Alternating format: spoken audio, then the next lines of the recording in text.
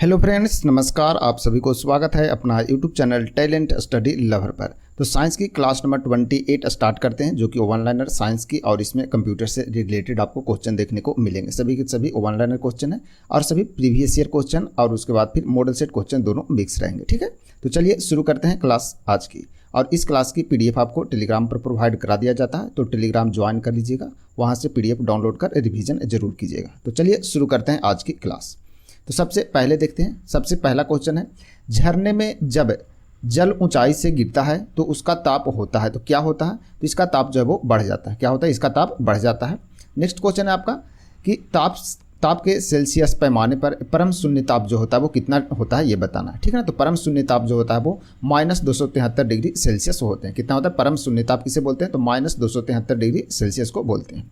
Next question है, विद्युत केतली में पानी किस कारण गर्म होती है, ये बताना। तो विद्युत की जो केतली रहती है उसमें पानी गर्म होता है, तो किस कारण होता है? तो ये होता है संवहन के कारण पानी जो है वो गर्म होते हैं। नेक्स्ट क्वेश्चन है, बोलोमीटर एक यंत्र है जो क्या मापता है? तो बोलोमीटर यंत्र का उपयोग किसमें किया जाता है? तो ऊष्मीय विकिरण को मापने में किया जाता है। किसमें? ऊष्मीय विकिरण को मापने में किया जाता है। चलिए नेक्स्ट है, किसी ठोस पदार्थ के बिना द्रव्य में बदले सीधे वाष्प अवस्था में परिवर्तित होने को क्या कहते हैं? यानी कोई ठोस अवस्था है, कोई ठोस पदार्थ है और सीधे गर्म करने पर क्या हो जाता है? सीधे बिना द्रव्य में बदले वो सीधे वाष्प में बदल जाता है। उसे क्या बोलते हैं? उसे ऊर्ध्वपातन बोलते हैं। ऊर्ध्वपातन विधि जैसे कि कपूर होते हैं। ठीक है ना। चलिए नेक्स्ट है, जिस ताप पर कोई ठोस पदार्थ ऊष्मा पाकर द्रव्य में परिणत होता है उसे क्या कहते हैं? तो उसे गलनांक बोलते हैं। उसे क्या बोलते हैं? गलनांक बोलते हैं। नेक्स्ट बढ़ते हैं आगे। नेक्स्ट क्वेश्चन है, बोल रहा है, जिस ताप पर कोई द्रव्य ऊष्मा पाकर वाष्प में बदलता है उसे क्या कहते हैं? यानी कि कोई ताप पर कोई द्रव्य जो है ऊष्मा पाकर वाष्प में बदलता है उसे क्या बोलते हैं? क्वथनांक बोलते हैं। क्या बोलते हैं? क्वथनांक बोलते हैं। ठीक है। चलिए नेक्स्ट है, द्रव्य से वाष्प में पदार्थ के अवस्था परिवर्तन को क्या कहते हैं? तो द्रव्य से वाष्प में पदार्थ के अवस्था के जो परिवर्तन होता है उसे क्या बोलते हैं? उसे वाष्पन बोलते हैं। क्या बोलते हैं? उसे वाष्पन बोलते हैं। नेक्स्ट है, ठोस से द्रव्य में पदार्थ की अवस्था परिवर्तन को क्या कहते हैं? तो उसे गलन कहते हैं। सभी एक ही टाइप के हैं, तो आप रिवीजन इसे जरूर कीजिएगा। ठीक है। चलिए नेक्स्ट है, दाब बढ़ने पर किसी द्रव्य का क्वथनांक क्या होता है, ये बताना है। तो जब दाब बढ़ता है तो किसी द्रव्य का क्वथनांक बढ़ जाता है। ठीक है। नेक्स्ट है, तेज हवा वाली रात्रि में ओस नहीं बनती है, क्योंकि? तो जब कोई रात्रि रहता है ना, किसी दिन रात्रि में जब तेज हवा चलता है तो वहाँ उस दिन ओस नहीं बनता है। तो इसका कारण क्या है? तो बाष्पीकरण की दर जो है वो तेज होती है, इसलिए ओस नहीं बनता। क्या होता है? बाष्पीकरण की दर तेज होती है, इसलिए जो है ओस नहीं बनते हैं। ठीक है। चलिए नेक्स्ट है, ठोस कपूर से कपूर वाष्प बनाने की प्रक्रिया को क्या बोलते हैं? तो इसे ऊर्ध्वपातन बोलते हैं। यह भी आया था। ठीक है। चलिए नेक्स्ट है, बर्फ के गलन की जो गुप्त ऊष्मा का मान होता है वो कितना होता है? तो 80 कैलोरी प्रति ग्राम होता है। 80 कैलोरी प्रति ग्राम होते हैं बर्फ के गलन की गुप्त ऊष्मा होते हैं। चलिए बढ़ते हैं आगे। नेक्स्ट है, वाष्प की गुप्त ऊष्मा कितनी होती है? तो वाष्प की जो गुप्त ऊष्मा होती है वो कितना होता है? 536 कैलोरी प्रति ग्राम होते हैं। ठीक है। चलिए आगे, रेफ्रिजरेटर में थर्मोस्टेट का कार्य है। तो रेफ्रिजरेटर में थर्मोस्टेट का क्या कार्य होता है, ये बताना है। तो इसका राइट आंसर है एक समान तापमान को बनाए रखना। इसका कार्य क्या है? एक समान तापमान को बनाए रखना।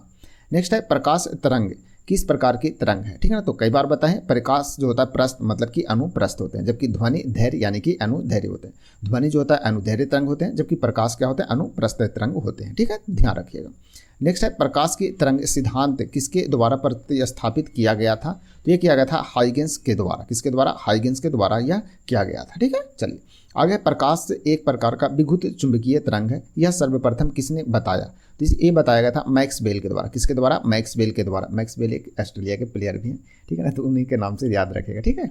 चलिए, तो प्रकाश एक प्रकार की विद्युत चुंबकीय तरंग है, तो यह सर्वप्रथम किसके द्वारा बनाया गया था? तो मैक्सवेल के द्वारा बताया गया था। ठीक है। चलिए आगे, किसने सर्वप्रथम यह दिखलाया कि प्रकाश तरंगों का विवर्तन होता है? तो यह बताया गया था किसके? ग्रोमाल्डी के द्वारा। किसके द्वारा? ग्रोमाल्डी के द्वारा यह बताया गया था कि प्रकाश तरंगे का विवर्तन होता है। नेक्स्ट है, प्रकाश विद्युत प्रभाव का प्रतिपादन किसने किया? तो ये आइंस्टीन के द्वारा किया गया था। क्या? किसके द्वारा? प्रकाश विद्युत प्रभाव का प्रतिपादन जो किया गया था आइंस्टीन के द्वारा किया गया था। चलिए बढ़ते हैं आगे। नेक्स्ट है, प्रकाश का वेग सर्वप्रथम किसके द्वारा ज्ञात किया गया था? तो प्रकाश का वेग सर्वप्रथम रोमर के द्वारा ज्ञात किया गया था। किसके द्वारा? रोमर के द्वारा। नेक्स्ट है, प्रकाश का वेग अधिकतम होता है। तो प्रकाश का वेग अधिकतम यानी कि निर्वात में होता है, जो कि वायु में। ठीक है ना, निर्वात यानी वायु में होते हैं, सबसे अधिक होते हैं। प्रकाश का निर्वात में जो वेग होता है वो कितना होता है? 3 × 10⁸ मीटर प्रति सेकंड होता है, इसका स्पीड होता है। ठीक है, सबसे अधिक होता है। ठीक है, चलिए प्रकाश वर्ष इकाई है तो किसकी इकाई है? तो प्रकाश वर्ष जो इकाई है वो दूरी की इकाई है। ठीक है ना, दूरी की इकाई क्या है? प्रकाश वर्ष है। नेक्स्ट है इंद्रधनुष में किस रंग का विक्षेपण सबसे अधिक होता है, यानी कि अधिक होते हैं, ये बताना है। तो सबसे अधिक जो विक्षेपण होता है वो लाल रंग का होता है। ठीक है ना, तो इंद्रधनुष में सबसे अधिक विक्षेपण जो होते हैं वो लाल रंग के होते हैं। ठीक है, चलिए आगे है, मानव आंख की रेटिना पर कैसा प्रतिबिंब बनता है? तो मानव आंख की रेटिना पर जो प्रतिबिंब बनता है वो कैसा बनता है? तो वास्तविक और तथा उल्टा बनते हैं। तो ठीक है ना, तो जो हम लोग हैं मानव, तो हम लोग की जो आंख है उसकी रेटिना पर जो प्रतिबिंब बनता है वो वास्तविक तथा उल्टा प्रतिबिंब बनते हैं। नेक्स्ट है प्राथमिक जो रंग होता है यानी कि प्राइमरी रंग होता है वो कौन कौन होते हैं? तो प्राइमरी रंग जो होता है लाल, हरा और नीला होते हैं। ठीक है ना, लाल, हरा, नीला और बाकी जितने भी रंग हैं सब इसी के मिक्स के द्वारा बनाए जाते हैं। इसी को किसी न किसी तरह से आप मिक्स करेंगे तो बाकी अलग रंग सब बनेंगे, लेकिन आपको जो प्राथमिक रंग यानी कि प्राइमरी रंग जो होते हैं वो लाल, हरा और नीला होते हैं। ठीक है, चलिए बढ़ते हैं आगे। नेक्स्ट है प्रकाश के वर्णक्रम में, ठीक है ना, प्रकाश के वर्णक्रम में किसका तरंगदैर्घ्य न्यूनतम होता है? तो किसका तरंगदैर्घ्य जो वो न्यूनतम होता है ये बताना। तो तरंगदैर्घ्य जो न्यूनतम होता है वो बैगनी रंग का होता है। ठीक है ना, तो बैगनी रंग का तरंगदैर्घ्य जो होता है वो सबसे कम होता है। नेक्स्ट है प्रकाश के वर्णक्रम में तरंगदैर्घ्य किसका अधिक होता है? तो सबसे अधिक होता है लाल रंग का और सबसे कम जो होता है वो बैगनी रंग का होता है। नेक्स्ट है प्रकाश का रंग निश्चित किया जाता है। तो प्रकाश का जो रंग है वो किसके द्वारा निश्चित किया जाता है? तो ये तरंगदैर्घ्य के द्वारा निश्चित किया जाता है। किसके द्वारा? तरंगदैर्घ्य के द्वारा। नेक्स्ट है स्वस्थ नेत्र यानी कि जो स्वस्थ आंख होते हैं उसके लिए स्पष्ट दृष्टि की जो न्यूनतम दूरी होते हैं वो कितना होता है? तो स्पष्ट दृष्टि जो होता है उसे देखने के लिए न्यूनतम दूरी होता है 25 सेंटीमीटर यानी कि 25 सेंटीमीटर होते हैं। ठीक है ना, तो ध्यान रखेंगे। नेक्स्ट है आपका वर्णांधता को किस लेंस के द्वारा दूर किया जा सकता है? तो वर्णांधता जिसे कलर ब्लाइंडनेस बोलते हैं, तो इसे किसी भी लेंस द्वारा दूर नहीं किया जाता क्योंकि ये जेनेटिक रोग है, यानी कि चलते हुए बढ़ते हुए चलते आते हैं, यानी कि आगे भी बढ़ते रहते हैं जेनेटिक रोग। ठीक है ना, तो वर्णांधता यानी कि कलर ब्लाइंड जो है वो कभी भी खत्म नहीं होता, यानी कि ठीक नहीं होते हैं। ठीक है ना, तो ये बढ़ते रहता है। चलिए आगे बढ़ते हैं। धूप के चश्मे का पावर जो होता है वो कितना होता है? तो धूप के जो चश्मे का पावर होता है वो डायोप्टर में 0 होते हैं। ठीक है ना, तो जो चश्मे का जो पावर होता है क्या होता है? 0 डायोप्टर होते हैं। ठीक है, तो ध्यान रखेंगे। चलिए आगे हैं, विद्युत चुंबकीय तरंग एवं प्रकाश तरंग के वेग होते हैं। तो कैसा होता है? विद्युत चुंबकीय तरंग और प्रकाश तरंग के जो वेग होते हैं क्या होते हैं? बराबर होते हैं। तो इसे ध्यान रखेगा कि विद्युत चुंबकीय तरंग और प्रकाश तरंग के जो वेग होते हैं क्या होता है? समान होते हैं, यानी कि बराबर होते हैं। चलिए आगे है, लेंज का नियम कौन से संरक्षण नियम का परिणाम है ये बताना है। तो लेंज के नियम कौन से संरक्षण नियम का परिणाम है? तो ये ऊर्जा के संरक्षण नियम के परिणाम है। क्या? लेंज का नियम, यानी कि लेंज का नियम का संबंध किससे है? तो ऊर्जा से संबंधित है। नेक्स्ट है, एक सूखे सेल में, ठीक है ना, एक सूखे सेल जो रहता है ना बैटरी, उसमें कौन सी ऊर्जा पाई जाती है ये बताना है। तो उसमें रासायनिक ऊर्जा पाया जाता है। क्या पाया जाता है? रासायनिक ऊर्जा, जो सूखा सेल बैटरी रहता है ना उसमें। ठीक है ना, तो इसमें रासायनिक ऊर्जा रहता है। ठीक है ना, एक बार खत्म तो वो खत्म हो जाता है, चार्ज फिर नहीं हो पाता है वो। ठीक है ना, चलिए सामान्य ट्यूबलाइट में कौन सी गैस होती है ये बताना। तो सामान्य जो ट्यूबलाइट होते हैं उसमें आर्गन के साथ मरकरी वेपर मिलाया जाता है। क्या होता है? आर्गन के साथ मरकरी वेपर होते हैं। ठीक है, चलिए आगे डायनेमो का कार्य है। तो डायनेमो का कार्य क्या है ये बताना है। तो यांत्रिक ऊर्जा को विद्युत ऊर्जा में बदलना डायनेमो का कार्य होता है। क्या करता है? यांत्रिक ऊर्जा को विद्युत ऊर्जा में बदल देता है डायनेमो। नेक्स्ट है, घरों में पंखे एवं लैंप किस प्रकार लगाए जाते हैं ये बताना है। तो हम लोग जो घर में पंखे और लैंप लगाते हैं वो किस प्रकार लगाते हैं? तो ये समानांतर क्रम में लगाते हैं, समानांतर क्रम में लगाते हैं। ठीक है ना, तो ध्यान रखेंगे। नेक्स्ट है, ट्रांसफार्मर की रेटिंग को किस यूनिट में व्यक्त करते हैं ये बताना है। तो केवीए में व्यक्त करते हैं। ट्रांसफार्मर की जो रेटिंग होता है वो केवीए में व्यक्त करते हैं। ठीक है, चलिए आगे है, लोहे पर जंग लगना उदाहरण है। तो लोहे पर जंग लगना किसका उदाहरण है? तो ऑक्सीकरण का। किसका? ऑक्सीकरण का उदाहरण है लोहे पर जंग लगना। और लोहे पर जब जंग लगता है तो उसका भार क्या होता है? बढ़ते जाता है। ठीक है ना, बढ़ जाता है। ठीक है, ध्यान रखेंगे। नेक्स्ट है आपका, त्वरित चालक का आविष्कार किसने किया था? तो त्वरित चालक का जो आविष्कार है वो किया गया था बेंजामिन फ्रैंकलिन के द्वारा। किसके द्वारा? बेंजामिन फ्रैंकलिन के द्वारा त्वरित चालक का आविष्कार किया गया था। नेक्स्ट है, त्वरित चालक जो है वो बनाए जाते हैं। तो किससे बनते हैं? तो त्वरित चालक जो बनता है वो तांबे से बनते हैं। किससे बनते हैं? तांबे से। नेक्स्ट है, अस्थायी चुंबक बनाए जाते हैं। तो अस्थायी चुंबक जो है वो किससे बनाया जाता है? तो अस्थायी चुंबक बनता है आपका इस्पात के द्वारा, इस्पात से बनाया जाता है। और अस्थायी चुंबक बनाए जाते हैं किससे, तो यह नर्म लोहे से बनाए जाते हैं, यानी कि अस्थायी चुंबक नर्म लोहे से और अस्थायी चुंबक जो बनते हैं वो इस्पात से बनते हैं, तो ध्यान रखेंगे दोनों। नेक्स्ट है चुंबक के समान ध्रुवों के बीच होता है, तो क्या होता है, तो चुंबक के जो समान ध्रुव रहता है उसके बीच क्या होता है, प्रतिकर्षण होता है। क्या होता है, प्रतिकर्षण होते हैं। ठीक है, चलिए नेक्स्ट है चुंबक के विपरीत ध्रुव होते हैं, उसमें क्या होता है, तो उसमें आकर्षण होता है। जब देखिएगा चुंबक है तो दोनों का जब विपरीत ध्रुव करेंगे तो आपको एक दूसरे में वो चिपक जाएगा, जबकि समान ध्रुव में करेंगे तो वो दोनों को क्या करेगा, एक दूसरे से वह दूर फेंकता है। ठीक है ना, यानी कि प्रतिकर्षण करता है। समान ध्रुव में क्या करता है, प्रतिकर्षण यानी कि दूर फेंकता है, और जब विपरीत ध्रुव जैसे ही करेंगे तो आपस में दोनों क्या होता है, चिपक जाता है, यानी आकर्षण करता है।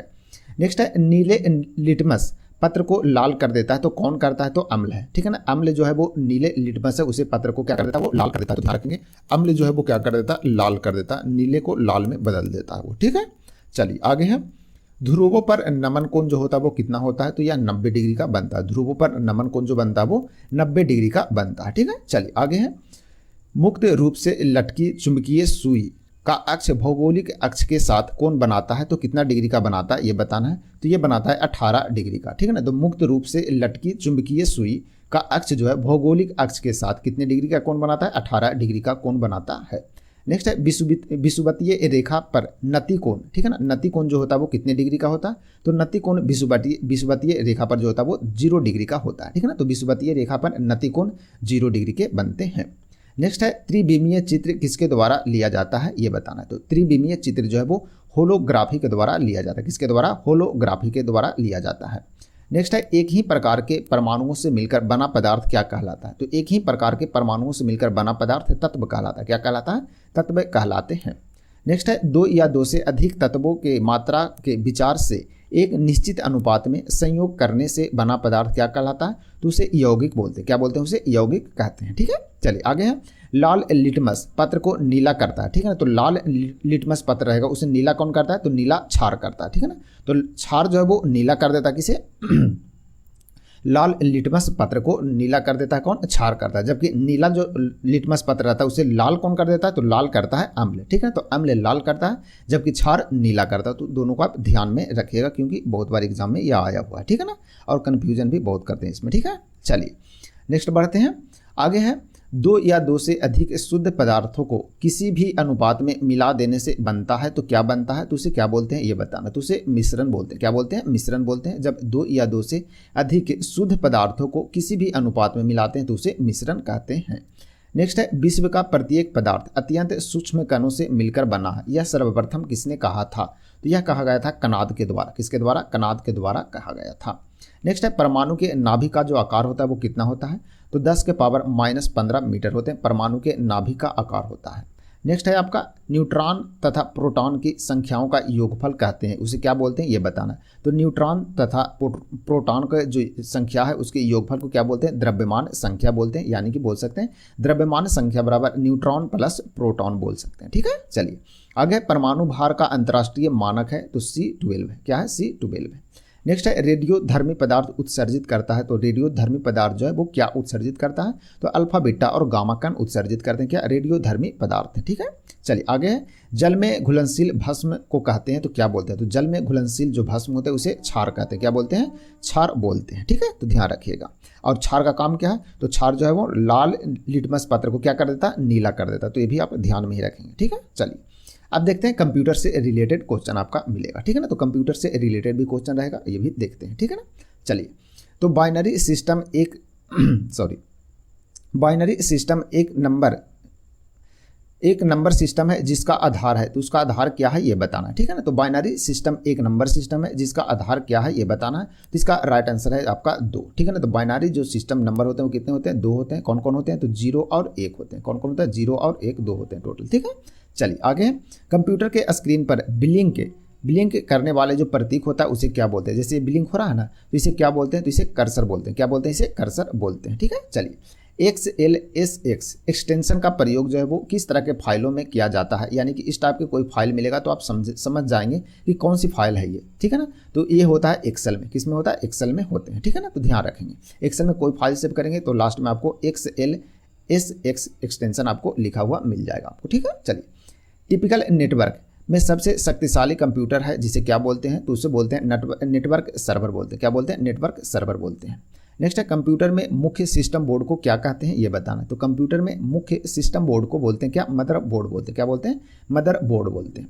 नेक्स्ट क्वेश्चन है सारे कंप्यूटर में लागू होती है, तो क्या लागू होती है, तो सभी कंप्यूटर में मशीनी भाषा लागू होता है। क्या होता है, जो मशीनी लैंग्वेज होता है वो लागू होते हैं, सारे कंप्यूटर में होते हैं। नेक्स्ट है एप्पल क्या है, तो एप्पल एक फल, ठीक ना, एक फल चौथी पीढ़ी का एक कंप्यूटर है, ठीक है ना। तो एप्पल क्या है, तो एक चौथी पीढ़ी का कंप्यूटर, तो इसे ध्यान रखेंगे, ठीक है ना। तो ये था कुछ कंप्यूटर से रिलेटेड क्वेश्चन। इस तरह से अपन लोग कंप्यूटर के भी बहुत सारे क्वेश्चन पढ़ेंगे, तो क्योंकि एग्जाम में दो नंबर या 3 नंबर को तो आपको कंप्यूटर से मिल जाते हैं, ठीक है ना। तो अपन लोग रिवीजन करते रहेंगे तो आपको कंप्यूटर भी समाप्त हो जाएगा, ठीक है ना। चलिए, तो बताइएगा वीडियो कैसा लगा। वीडियो अच्छा लगे तो वीडियो को लाइक शेयर जरूर कीजिएगा। फिर मिलते हैं नए क्लास में, तब तक के लिए आप सभी को धन्यवाद।